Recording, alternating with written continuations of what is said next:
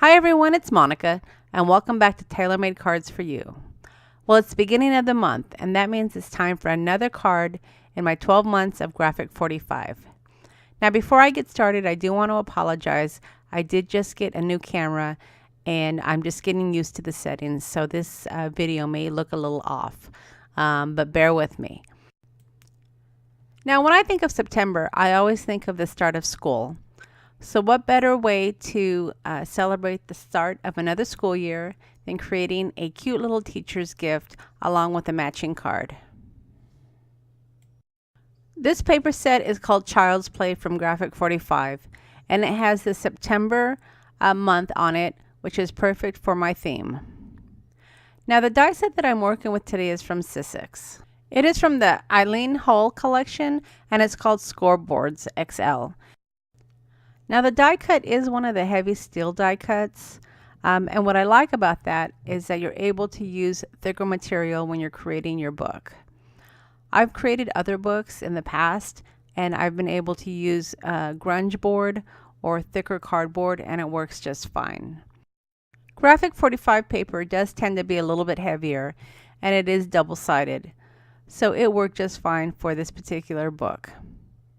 Now, I wouldn't recommend that you use just regular paper because you do want it to hold up, and having the thicker cardstock for the outside works really well. You also want to make sure that you use a really strong adhesive. Remember, you're going to be opening and closing these pages, so a strong adhesive is really recommended. Now, if the designer paper that you want to use is a little bit thin, keep in mind that you can always cut out grunge board along with the paper and then simply just cover the paper over the grunge board.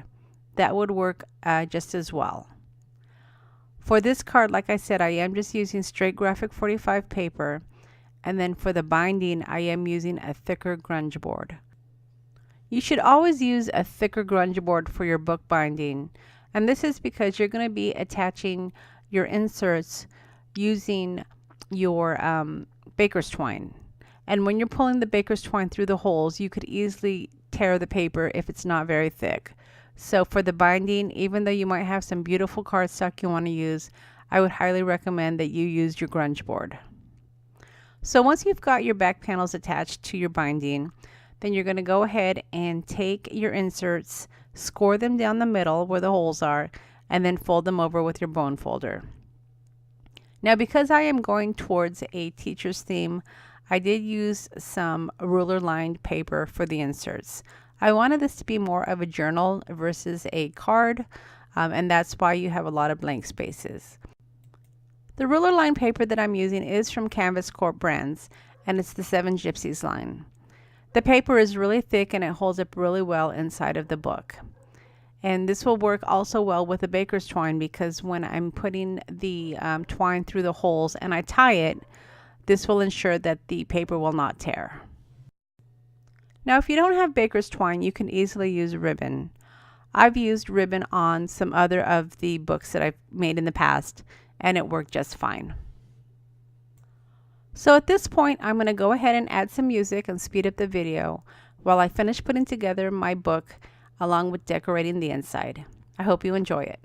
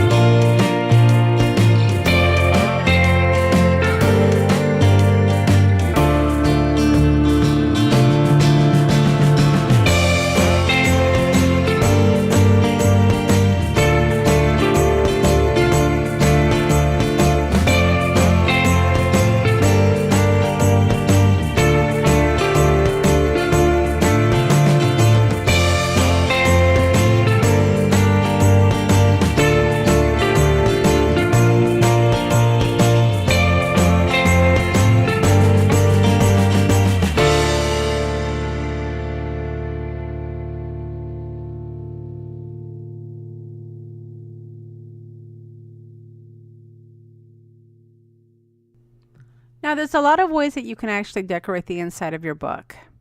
I've chosen to go with some stamp sets along with some rub-ons from the Canvas Corp brand collection as well as Tim Holtz.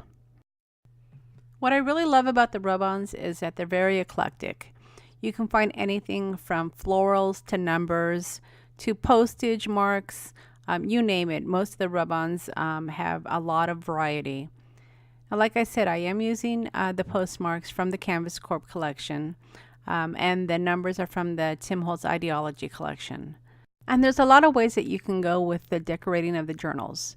You can do it really simply by just adding numbers to the pages. Perhaps you can have just a little title at the very top, or you can even add ephemera as I did on some of the back parts of the card. Really, with decorating these journals, the sky's the limit. You can have themes, you can have really plain ones to very extravagant ones. You can turn these into junk journals by adding tags and inserts, or you can keep it simple like I did on this particular one.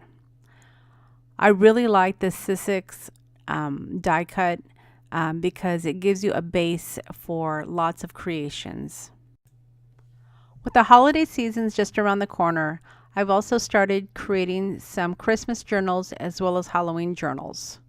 Like I said, there's a lot of themes that you can go with on these little book journals. So the sky's the limit. All you have to use is your imagination. So I hope that you've enjoyed this month's creation and my 12 months of Graphic 45. Hopefully you've been following along each month and that I've given you some inspiration and ideas in your crafting endeavors.